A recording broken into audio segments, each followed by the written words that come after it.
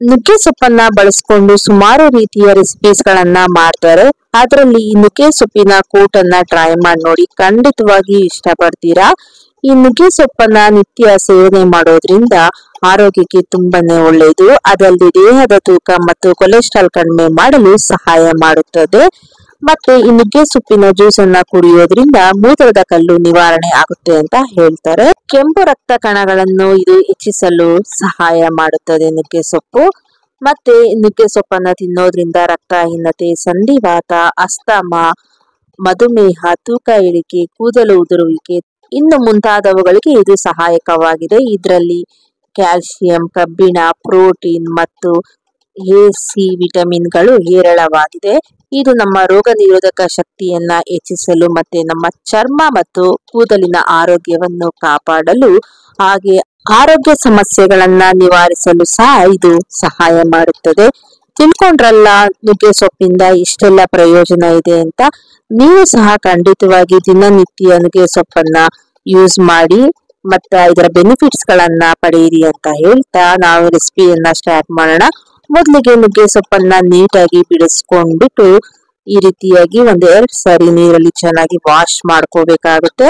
ನೀರೆಲ್ಲ ಚೆನ್ನಾಗಿ ಇಳಿಬೇಕು ಅಂತ ಅಂದ್ಬಿಟ್ಟು ನಾನಿಲ್ಲಿ ಒಂದು ಹೋಲಿರುವಂತಹ ಪಾತ್ರೆಯಲ್ಲಿ ಹಾಕಿ ಇಟ್ಟಿದ್ದೀನಿ, ನೀರೆಲ್ಲ ಹೀಳ್ಕೊಳ್ಳಿ ಅಂತ. ಅಷ್ಟರಲ್ಲಿ ನಾನು ಒಂದು ಕುಕ್ಕರ್ ನಲ್ಲಿ ಅರ್ಧ ಕಪ್ ಅಷ್ಟು ಅವರೆ ಬೇಳೆಯನ್ನ ತಗೊಂಡಿದ್ದೀನಿ. ನೀವು ಅವರೆ ಬೇಳೆ ಇಲ್ಲ ಅಂದ್ರೆ ಹೆಸರು ಬೇಳೆಯನ್ನಾದ್ರೂ ಯೂಸ್ ಮಾಡಬಹುದು. ನಂತರ ಇದಕ್ಕೆ ಅರ್ಧ ಕಪ್ ಅಷ್ಟು ತೊಗರಿ ಬೇಳೆಯನ್ನ ತಗೊಳ್ತಾ ಇದ್ದೀನಿ. ಎಲ್ಲವನ್ನು ಈಕ್ವಲ್ ಪ್ರಮಾಣದಲ್ಲಿ ತಗೋಬೇಕಾಗುತ್ತೆ. ಹಾಗೆ ಅರ್ಧ ಕಪ್ ಅಷ್ಟು ಹೆಸರು ಕಾಳನ್ನ ತಗೊಳ್ತಾ ಇದ್ದೀನಿ. ಮೊದಲೇ ಹೇಳಿದಾಗೆ ಎಲ್ಲವನ್ನು ಈಕ್ವಲ್ ಪ್ರಮಾಣದಲ್ಲಿ ತಗೊಳ್ಳಿ. ಅದಾದ್ಮೇಲೆ ಅರ್ಧ ಕಪ್ ಅಷ್ಟು ಮಸೂರ್ ದಾಲನ್ನ ತಗೊಳ್ತಾ ಇದ್ದೀನಿ. ನಂತರ ಒಂದು 1/4 ಕಪ್ ಅಷ್ಟು ಕಡಲೆ ಬೇಳೆಯನ್ನ ತಗೊಳ್ತಾ ಇದ್ದೀನಿ. ಕಡಲೆ ಬೇಳೆನ ಸ್ವಲ್ಪ ಕಡಿಮೆ ಪ್ರಮಾಣದಲ್ಲಿ ಹಾಕೊಳ್ತಾ ಇದ್ದೀನಿ. ಈ ರೀತಿಯಾಗಿ 5 ಬೇಳೆಗಳನ್ನ ತಗೊಂಡು ಒಮ್ಮೆ ಚೆನ್ನಾಗಿ ಮಿಕ್ಸ್ ಮಾಡ್ಕೋಬೇಕಾಗುತ್ತೆ ಬೇಳೆಗಳನ್ನೆಲ್ಲ. ನೀವು ಇನ್ನು ಕಡಿಮೆ ಪ್ರಮಾಣದಲ್ಲಿ ಮಾಡ್ತೀರಾ ಅಂದ್ರೆ ಕಡಿಮೆ ಪ್ರಮಾಣದಲ್ಲಿ ಬೇಳೆಗಳನ್ನ ತಗೊಳ್ಳಿ. ಜಾಸ್ತಿ ಪ್ರಮಾಣ ಬೇಕಂದ್ರೆ ಜಾಸ್ತಿ ಪ್ರಮಾಣದಲ್ಲಿ ತಗೋಬಹುದು. ಈಗ ಎಲ್ಲ ಬೇಳೆಯನ್ನ ಚೆನ್ನಾಗಿ 1-2 ರಿಂದ 3 ಸರಿ ನೀರಲ್ಲಿ ವಾಶ್ ಮಾಡ್ಕೋಬೇಕಾಗುತ್ತೆ. ಧೂಳು ಗಲೀಜು ಏನಾದ್ರೂ ಇದ್ರೆ ನೀಟ್ ಮಾಡ್ಕೋಬೇಕಾಗುತ್ತೆ. ಈ ರೀತಿಯಾಗಿ 1-2 ರಿಂದ 3 ಸರಿ ವಾಶ್ ಮಾಡಿ. ಈಗ ಇದು ಚೆನ್ನಾಗಿ ವಾಶ್ ಆದ್ಮೇಲೆ ಇದಕ್ಕೆ ಎಷ್ಟು ಬೇಕೋ ಅಷ್ಟು ನೀರನ್ನ ಸೇರಿಸ್ಕೋಬೇಕಾಗುತ್ತೆ. ನಂತರ ಇದಕ್ಕೆ 1 ಸ್ಪೂನ್ ಅಷ್ಟು ಅರಿಶಿನವನ್ನ ಆಡ್ ಮಾಡಿ ಲಿಡ್ ಅನ್ನ ಕ್ಲೋಸ್ ಮಾಡಿ ಒಂದು 4 ರಿಂದ 5 ವಿಷಲ್ ಬರೋ ತರ ಕುಕ್ ಮಾಡ್ಕೋಬೇಕಾಗುತ್ತೆ.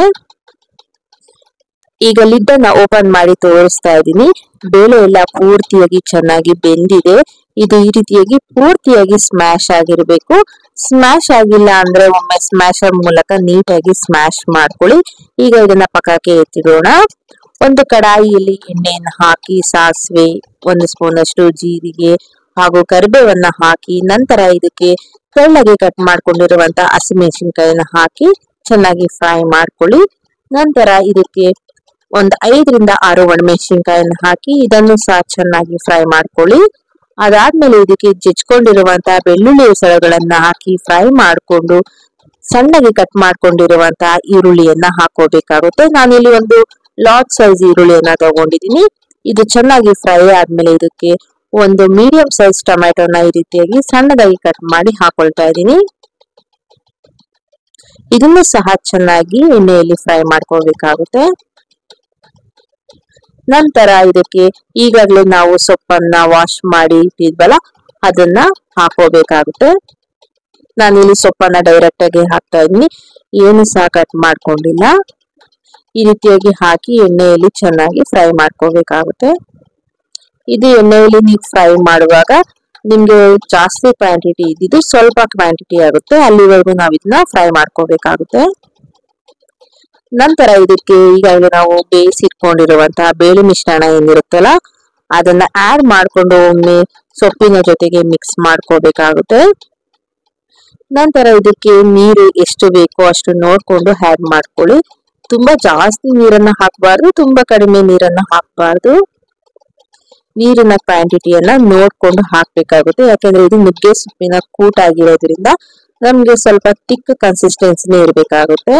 ನಂತರ ಇದಕ್ಕೆ ರುಚಿಗೆ ತಕ್ಕಷ್ಟು ಉಪ್ಪನ್ನ ಆಡ್ ಮಾಡಿಕೊಂಡು ಅದಾದ್ಮೇಲೆ 1/4 ಸ್ಪೂನ್ ಅಷ್ಟು ಧನಿಯಾ ಪೌಡರ್ ಅನ್ನ ಹಾಕಿ 1.5 ಸ್ಪೂನ್ ಅಷ್ಟು ಖಾರದ ಪುಡಿಯನ್ನ ಆಡ್ ಮಾಡ್ಕೋಬೇಕಾಗುತ್ತೆ.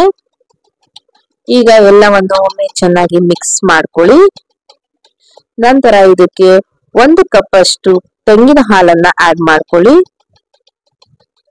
ಇದಾದ್ಮೇಲೆ ಎಲ್ಲವನ್ನು ಒಮ್ಮೆ ಚೆನ್ನಾಗಿ ಮಿಕ್ಸ್ ಮಾಡ್ಕೊಂಡು ಈಗ ಇದನ್ನ ಬಾಯ್ಲ್ ಆಗಕ್ಕೆ ಬಿಡೋಣ. ಇದು ಸ್ವಲ್ಪ ಚೆನ್ನಾಗಿ ಬಾಯ್ಲ್ ಆಗ್ಬೇಕು, ಅಲ್ಲಿವರೆಗೂ ನಾವು ವೇಟ್ ಮಾಡ್ಬೇಕಾಗುತ್ತೆ.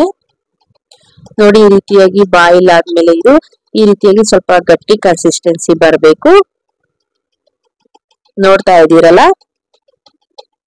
ಈ ರೀತಿಯಾಗಿ ಗಟ್ಟಿ ಕನ್ಸಿಸ್ಟೆನ್ಸಿ ಬಂದ್ಮೇಲೆ ಸ್ಟವ್ ಅನ್ನ ಆಫ್ ಮಾಡ್ಬೇಕಾಗುತ್ತೆ. ಈಗ ನುಗ್ಗೆ ಸೊಪ್ಪಿನ ಕೂಟು ರೆಡಿ ಆಗಿದೆ. ಈಗ ಇದನ್ನ ನೀವು ಚಪಾತಿ ಜೊತೆ, ಅನ್ನದ ಜೊತೆ ಅಥವಾ ಮುದ್ದೆ ಜೊತೆಗೆ ಇಲ್ಲ ರೊಟ್ಟಿ ಜೊತೆಗೆ ಸರ್ವ್ ಮಾಡಬಹುದು. ನಾನಿಲ್ಲಿ ಚಪಾತಿ ಮತ್ತು ರೈಸ್ ಅನ್ನ ಮಾಡಿದೆ, ಸೊ ಅದ್ರೊಟ್ಟಿಗೆ ಸರ್ವ್ ಮಾಡ್ತಾ ಇದ್ದೀನಿ. ನೋಡ್ತಾ ಇರ್ಬೋದು ಎಷ್ಟು ಚೆನ್ನಾಗಿ ಕಾಣಿಸ್ತಾ ಇದೆ ಅಂತ.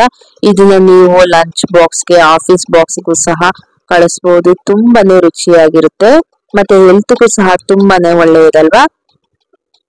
ಈ ಕೂಟನ್ನ ರೈಸ್ ಜೊತೆಗೂ ಸಹ ಟೇಸ್ಟ್ ಮಾಡ್ತಾ ಇದ್ದೀನಿ.